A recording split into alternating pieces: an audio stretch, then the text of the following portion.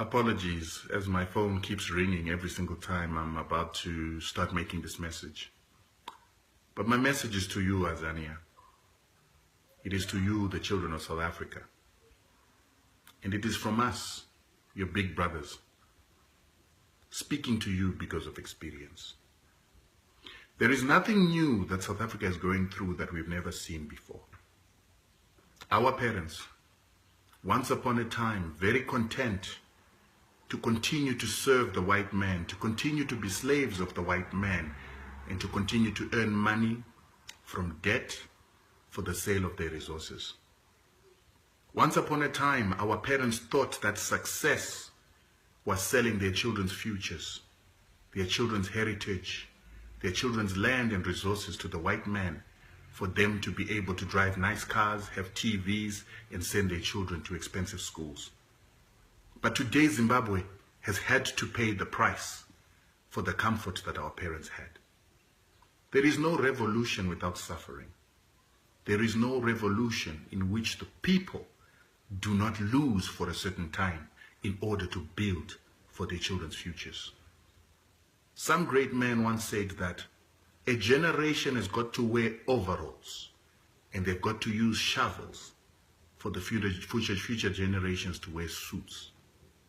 The problem with you, South Africa, is that you are content with buying BMWs on credit, content with designer clothes, designer fashions, and driving on beautiful roads, while 60% to 70% of the rest of the population live in poverty to support your fake middle-class lives. And the reason why this fake middle-class life is encouraged is that every single time that you take credit to buy those beautiful cars, to buy those beautiful clothes, you are supporting Western businesses. You're supporting European car companies, Japanese car companies, and you are supporting retailers that are Europeans. You are going into debt so that your resources, your land, continues to be controlled by the white man for the benefit of the white man, not knowing that you're eating into your children's futures. When your resources go and you get in return a BMW on credit, for which you're going to pay a very high interest rate, when you give away your resources and your land so that you can get a loan to buy a house in a complex, to buy a house in an estate, who do you think is going to pay for all this consumption that you're going through now? When you spend money on champagnes, Scotch whiskey, and you spend money on the Durban Julys, whose products are you buying and whose future do you think that you're eating into? It's time that you guys become a little more smarter than this book knowledge that is based on ignorance. You are spending into your children's futures. Your resources are no longer what they used to be, but they're getting depleted. For 100 years, South Africa was the biggest producer of gold in the world, but today you're outproduced by China. For 100 years, this country was the biggest producer of diamonds, but today you're outproduced by Botswana and Russia. All this is a sign that your resources are becoming depleted. And as they become depleted, the white people begin to consolidate their capital and move it to other jurisdictions. They are beginning to look for new destinies to take the money that was made off your resources, off your ancestors' slave labor, and off your stupidity. And it's now being taken to other destinations. Our parents did the same. They sold our economy. They didn't build an economy. They got salaries, they bought cars, they took us to good schools, but they never made sure that they built capital. But even though our parents were as bad as your generation, during that time, they built black banks, they built black insurance. And you might not understand the importance of black banks and black insurance, but it is the insurance that collects monies and creates a surplus that can start locally owned banks. It's through locally owned banks that you can be able to have your own telecommunications industry, your own farming industry, your own industry, because you can finance it on your own. South Africa does not have a single black bank. South Africa does not have a single black insurance. You are reliant on white capital, which is European capital. And then you wonder why they cannot give money to up-and-coming black entrepreneurs. You don't own the capital. It is owned by your competitors, and they will not allow black entrepreneurs to rise if you are going to compete with Western production, Western goods, and build your own industry. When will you wake up to know these things? The factors of success that you use to measure your success in South Africa today, which is the roads that you've got, the infrastructure that you've got, without looking at how that is going to gear you into producing for the future, is where your error is. In economics, in accounting, we've got something called gearing. And gearing is determined by ownership. Ownership of the factors of production. Ownership of the capital that you're going to employ in order to make wealth. All your capital, all your assets, all your resources are not owned by you. They're owned by foreigners. So you have no gearing capacity. You have no gearing. Instead, what you have is debt, while somebody else owns your factors of production, so they are reliability unto you. It's time you start understanding that the ownership of your assets, the ownership of your resources is the only gearing that is going to build a better future for your children. Zimbabwe today has its issues, but it owns its land, its assets, everything that it requires for future gearing to produce. You guys need to wake up.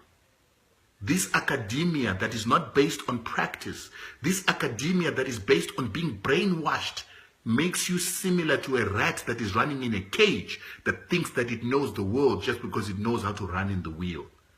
The world is a total different place. You have to build black business. You have to build black capacity, black capital, and black expertise in order to grow your children's futures. As I speak to you now, South Africa is growing at 0.2%. Zimbabwe is growing at 2.8%. This is a white European-controlled economy growing less faster than a black-controlled economy that's under sanctions. I don't know if you're smart enough to understand what that means, but that's an indictment on this economy that you show off about. You have shacks. People do not have clean water. People do not have sanitation. Black people are still suffering and living the lives that they lived during apartheid in the country with the richest resources in the world. 15 trillion plus worth of resources, but you cannot build housing for your people. Then you, the middle class, to drive BMWs, want to maintain the status quo without understanding that your resources are being depleted. You need to be smarter than that.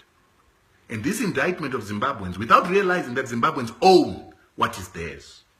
This indictment of Zimbabweans, without you learning from them as your bigger brothers who have been through this struggle way before you, is an indictment on your intelligence and your indictment on understanding the importance of Pan-Africanism. You are the weakest link in Pan-Africanism. It is time that you get on the bandwagon and understand that the ownership of resources is unequivocal. The ownership of our land is unequivocal. Spending on goods, on Western goods, while depleting our children's savings is not smart. Slavery to the white man while he depletes your resources and gives you the peanuts is not smart. You will get to a time where you will regret this. Fortunately for us, we had a government that was smart. In as much as our parents were as foolish as you, our government gave us education. They developed a black capital class. That black capital class sabotaged the country and left with white capital, but at least our government created a black industry. Black banks, black insurance, black hotel groups, and black farmers. They created an entire sector of black business people. Our telecommunications industry is owned by black people. This is something that is absent in this country. Even your food does not belong to you. It is owned by the Americans, by the Swiss and the Germans. You don't even own your own seeds. And the day that you fall out with the Americans, you will not have food. It's time that you wake up to these realities and stop thinking that you know better than people that are older than you. By the time you realize what I'm saying, chances are you will be in a civil war in this country. Because it's coming if you don't change the current situation of things.